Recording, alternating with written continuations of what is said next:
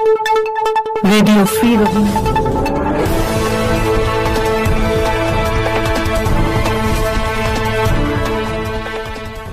হোজাইটং বাজার থেকে ইউনিফর্ম সহ নবী হোসেন ডাকাত দলের 2 সদস্য আটক। সেনাবাহিনী, সশস্ত্র পুলিশ ব্যাটালিয়ন এবং পুলিশের যৌথ অভিযানে উদ্ধার সামরিক পোশাক ও বিপুল মালামাল। আর রেডিও ফ্রি রোহিঙ্গা বিশেষ প্রতিনিধি প্রতিবেদন 17 জুলাই 2025। কাল 17 জুলাই 2025 সোমবার বিকেল 5:30টার দিকে টেকনাফের হোজাইটং বাজার এলাকা থেকে কুখ্যাত ডাকাত নবী হোসেন দলের 2 সদস্যকে সামরিক পোশাক সহ আটক করা হয়েছে।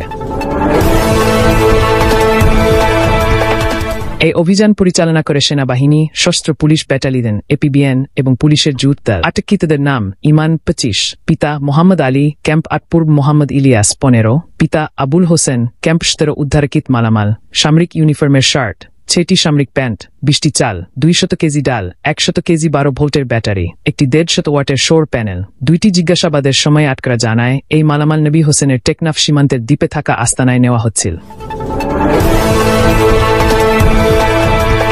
বিশ্বস্ত সূত্রে জানা গেছে, নবী হোসেনের সেই আস্তানায় প্রায় 30 থেকে 35 জন সশস্ত্র সদস্য রয়েছে, যারা নিয়মিত মিয়ানমার থেকে মাদক এনে নাফ নদী পার হয়ে বাংলাদেশে চোরাচালান করে। এছাড়াও নদীতে মাছ ধরতে যাওয়া জেলেদের কাছ থেকে চাঁদা তোলা এবং রোহিঙ্গা ক্যাম্প থেকে অপহরণ করে মুক্তিপণ আদায়ের মতো অপরাধে জড়িত। সাম্প্রতিক সময়ে নবী হোসেন ক্যাম্প 8 পূর্ব এলাকার অবৈধভাবে স্থায়ী ঘাঁটি স্থাপন করেছে, কিন্তু প্রশাসনের পক্ষ থেকে কার্যকর কোনো ব্যবস্থা দেখা যায়নি, জানিয়ে সাধারণ মানুষের মধ্যে হতাশা রয়েছে। এর আগে 13 জুলাই 2025 তারিখে সেনাবাহিনী ও সশস্ত্র পুলিশ ব্যাটালিয়নের আরেকটি অভিযানে নবী হোসেন দলের আরও 4 জনকে 14 লাখ টাকা এবং একটি ইউজি সাবমেশিন গান সহ আটক করা হয়েছিল।